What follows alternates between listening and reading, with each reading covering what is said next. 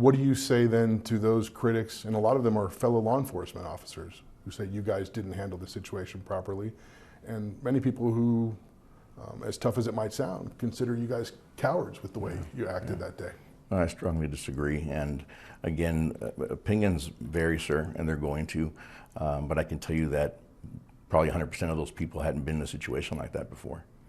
Do you feel like you guys are being singled out, scapegoated? Well, by all means, since the very beginning, sir. I've been scapegoated from the very beginning. Nearly 400 law enforcement agents responded to the Robb Elementary shooting scene on May 24, 2022.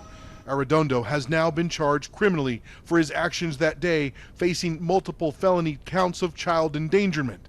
He and his lawyer, Paul Looney, sat down with CNN and spoke for more than an hour about the shooting. I keep thinking about, what are the questions that the victims' families would want to ask you? And I think ultimately it all kind of boils down to is like, how come officers didn't go into that room sooner?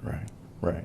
What do you say to those families? If you look at the body cam footage, there was no hesitation, and myself and the first handful of officers that went in there and went straight towards the hot zone, as you may call it, and took fire. And then at that point, we worked with what we had. The protocols of, as I understand it, of active shooter training is you go after the gunman and you focus on the gunman until he or she is taken out. That didn't happen in this case. Why not? We couldn't, again, you can't see what's on the other side of a wall.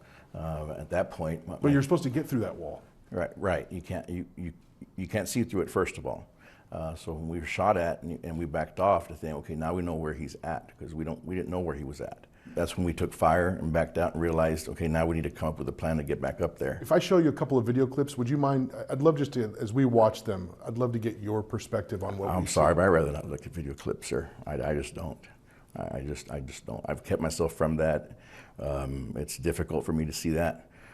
These are my children too, and people don't understand that. We went down the hallways every day and stressed about keeping doors locked, stressed about being vigilant, and the less I see of those, sir, that I don't have to, the better for me. What the body cam video clips that Arredondo refused to watch show is that on that day in the hallway at 12:09 p.m., he said he knew there were likely victims in the room with the gunman. As soon as I clear this room, I'm going to verify what's been vacated, guys, before we do any kind of reaching.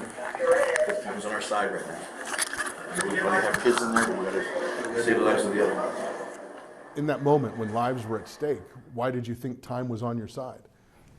I don't recall making that statement. I'm sorry. There's some things that you don't recall while you're in that hallway.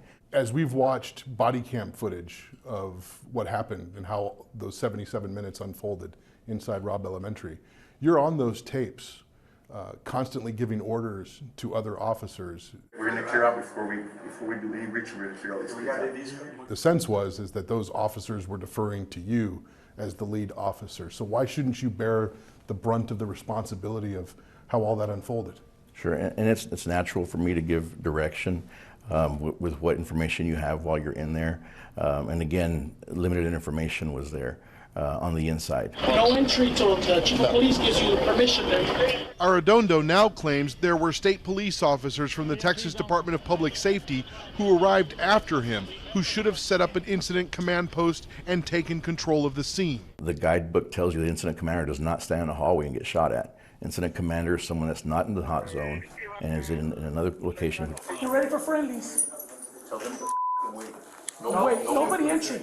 Do you think you made any mistakes that day? Again, that's a hindsight statement.